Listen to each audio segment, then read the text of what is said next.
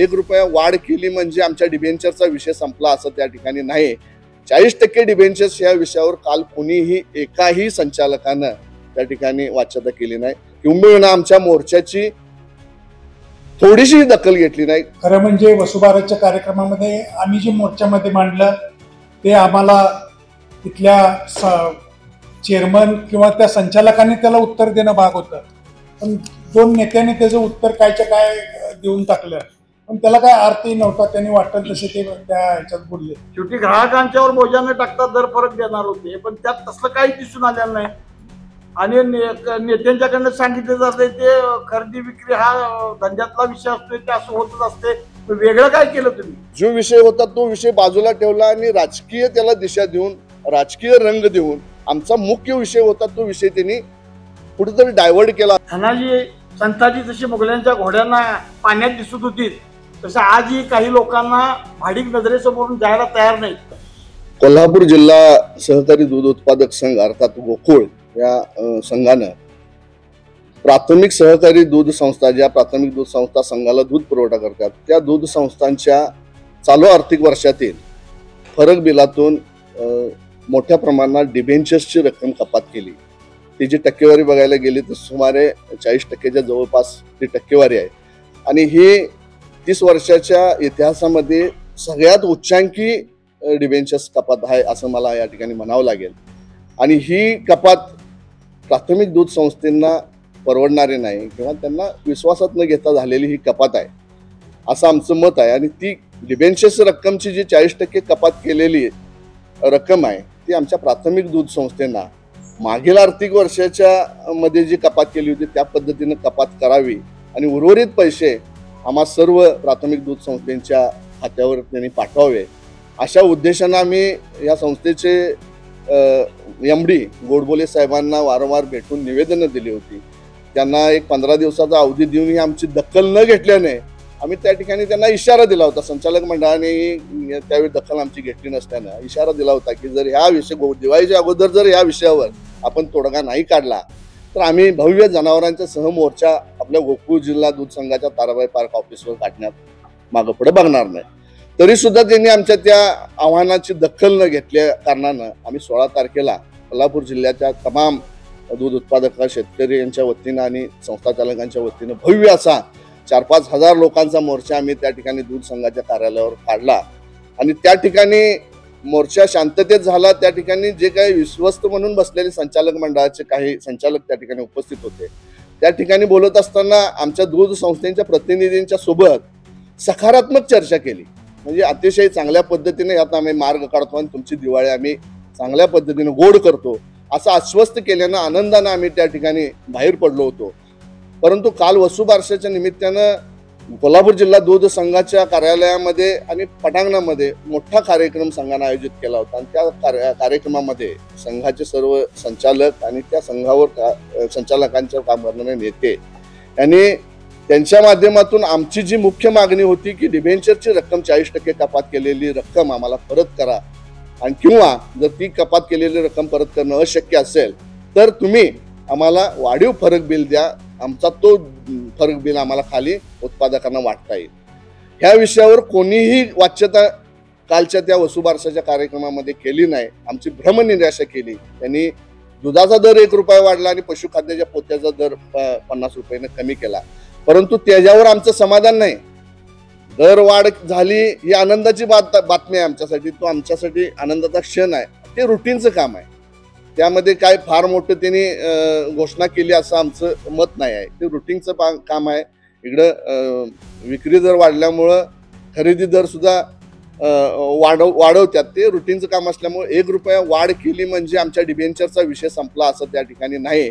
40% debentures या विषयावर काल कोणीही एकाही संचालकानं त्या ठिकाणी वाच्यता केली नाही. किंबहुना आमच्या मोर्चाची थोडीशी दखल घेतली नाही.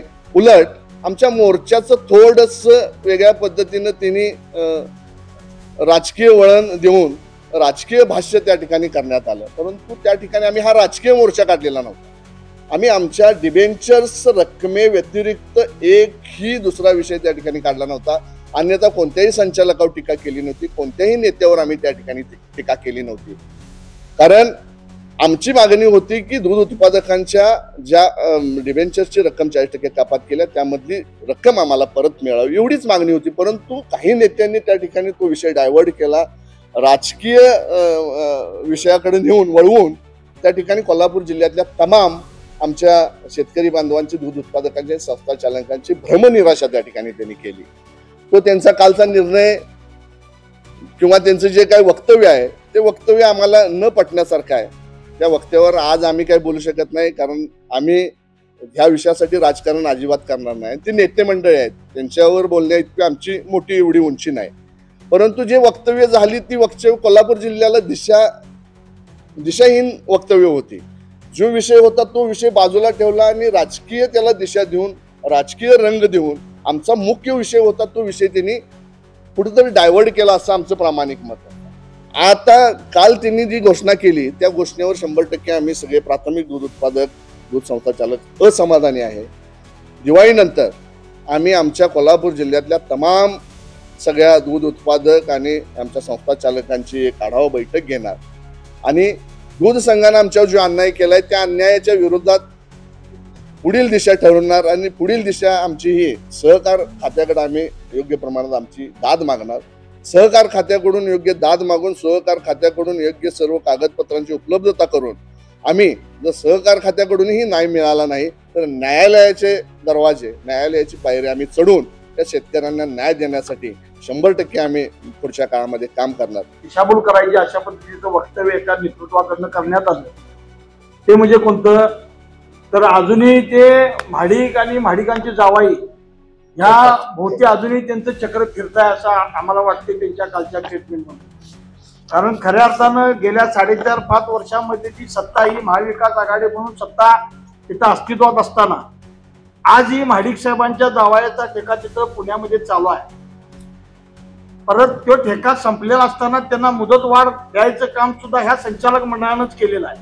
महाडिक साहेबांच्या कारकिर्दीत जेवढा दर त्या ठेकेदाराला देण्यात आलेला नव्हता तो आज रोजी यांनी तो 40 पैशानं वाढवून परत ठेका त्या ठेकेदाराला दिला. ह्याचा अर्थ त्यांच्याकडनं जे काम चालू आहे ते काम त्यांच्या जबाबदारीतनं त्यांनी निश्चितपणे चोखपणे पार पाडायला लागल्या.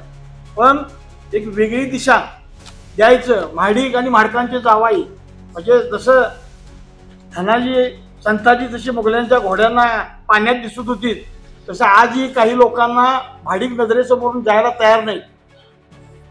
त्यामुळे आमचं या प्रेसच्या माध्यमातून जिल्ह्यातल्या उत्पादकांना असं म्हणणं आहे की ही जी खरी बाब काय आहे किंवा खरी दिशा काय आहे. कारण आता ह्या संबंध कालच्या कार्यक्रमामध्ये जर नेत्यांची वक्तव्य जर आपण खऱ्या अर्थानं बघितली तर ही वक्तव्य पूर्ण दिशा भरकटून देऊन वेगळ्या दिशेला नेण्याचं काम आहे. मुद्दा जो 74 कोटी 72 कोटी डिबेंचर्स कपाती संदर्भातला होता तो संपूर्ण विषयाला बगल देऊन त्यांनी काल ज्या टीका टिप्पणी केल्या खऱ्या अर्थाने टीका टिप्पणी करायची ही वेळ नव्हती. उत्पादकांचा सहकारी संस्थेचा जो मोर्चा होता तो खऱ्या अर्थानं तुमच्या 72 कोटी डिबेंचर्स परत वाढी संदर्भातला होता. पण तसं कोणतेही वक्तव्य त्यांच्याकडनं आलं नाही. फक्त 1 रुपये खरेदी दर वाढ म्हैशीला आणि गाईला खरेदी करून हे रुटीनचं काम आहे. खरेदी विक्री दराची वाढ ही होतच असते. ऍक्च्युली 2021 पासून 14 रुपये विक्री दरात वाढ केली आणि 12 रुपये देत होते. त्यातलंच 1 रुपये दिल्यात परत आणि 1 रुपये राखूनच ठेवल्यात ना. शेवटी ग्राहकांच्यावर बोजाने टाकता दर फरक देणार होते पण त्यात तसलं काही दिसून आलेलं नाही. आणि नेत्यांच्याकडनं सांगितलं जाते ते खरेदी विक्री हा धंद्यातला विषय असतोय ते असं होतच असते. वेगळं काय केलं तुम्ही? दर वाढवून दिला म्हणजे वेगळं काय केलं? शोमिका महाडिक म्हणतात हा पहिला मुद्दा बाजूला काढा. शोमिका महाडिकांच्याकडे कोल्हापूर जिल्ह्यातल्या सर्व या सहकारी दूध संस्थांनी विनंती केल्यामुळं त्याचं नेतृत्व शोमिका महाडिक वहिनींनी केलेलं आहे. त्यामुळे शोमिका महाडिकांचं वैयक्तिक मत हे नाही, हे जिल्ह्यातल्या सगळ्या सहकारी संस्थेचं मत तिथं व्यक्त झालेलं आम्ही मागणी केल्या मोर्चाद्वारे. त्यामुळं भविष्यात आता त्यांना 31 मार्चच्या ताळमेळाप्रमाणे जर त्यांना ते पैसे परत देता येत नसतील तर आम्ही दुसरी मागणी त्यांच्यासमोर ठेवलेली. काय मागणी ठेवली होती की दूध फरकाची रक्कम वाढवून तुम्ही सभासदांना द्या. डिबेंचर कपातीला विरोध शोमिका वहिनींनी केलेला नाही. डिबेंचर कपात करत असताना तुम्ही कपात करा पण तिची आकडेवारी जी आज तुम्ही टक्के जे नेले 40% ती रक्कम जास्त आहे. 10%, 12%, 15%ला कुठल्याही सहकारी संस्थेला 25 वर्षात ऑब्जेक्शन घेतलेलं नव्हतं. एवढी मोठी घाई कशासाठी केली तुम्ही 40% कपात करून घेण्याची आणि कुठल्या सहकारी संस्थेची मान्यता आहे त्याला? त्यामुळं आता यानंतर एक व्यापक बैठक होईल आमची वहिनीच्या नेतृत्वाखाली. जिल्ह्यातील संबंध सहकारी संस्थांच्या प्रमुखांना बोलवून घेऊन त्याच्यापुढची दिशा ही वहिनीच्या नेतृत्वाखाली आम्ही घ्यायचो. नाताजी पाटील साहेबांचा आमचं ज्या वेळेला निवेदन आम्ही एमडीला द्यायला गेलो, गडिंग्लज आदरा चंदगड विभागातले काही संस्था प्रतिनिधी आले आणि वहिनींच्या सोबत आम्ही जेव्हा तिथं निवेदन द्यायला गेलो त्या दिवशी नाताजी पाटलांच्या पर्यंत हा विषय गेल्यानंतर त्यांनी एमडीना फोन केला. एमडीनं फोन केल्यानंतर एमडीने त्यांना काय रिप्लाय केला की अशा अशा पद्धतीनं झालंय. मग त्यानंतर त्यांनी चेअरमन म्हणजे अरुण डोंगरेंना फोन करून काय सांगितलं, साहेब डिबेंचर कपातीला आमचा विरोध नाही, डिबेंचर कपातीला आमचा विरोध नाही, पण रेग्युलर वार्षिक जे तुम्ही डिबेंचर्स कापून घेताय की बाबा 10% 15% इतपत योग्य आहे संस्था सक्षमीकरणासाठी किंवा संस्थेचे भाग भांडवल शिल्लक राहायला. पण 40%च्या डिबेंचरला नाताजी पाटलांनी सुद्धा कोणताही पाठिंबा किंवा तसं पत्र काही दिलेलं नाही. म्हणजे उपस्थित नसणाऱ्या माणसांची नावं घेणं चुकीचं आहे, त्यांना स्टेटमेंट द्यायला आम्ही. डिबेंचरसाठी जो मोर्चा काढला होता तो मोर्चा मध्ये आपल्याला अरुण डोंगरेंनी सांगितलं होतं की आम्ही पॉझिटिव्ह निर्णय देऊ. पण कालच्या वसुबारसच्या कार्यक्रमामध्ये खरं म्हणजे वसुबारसच्या कार्यक्रमामध्ये आम्ही जे मोर्चामध्ये मांडलं ते आम्हाला तिथल्या चेअरमन किंवा त्या संचालकांनी त्याला उत्तर देणं भाग होतं. पण 2 नेत्यांनी त्याचं उत्तर कायच्या काय देऊन टाकलं, पण त्याला काय अर्थही नव्हता. त्यांनी वाटलं तसे ते त्या ह्याच्यात बोलले.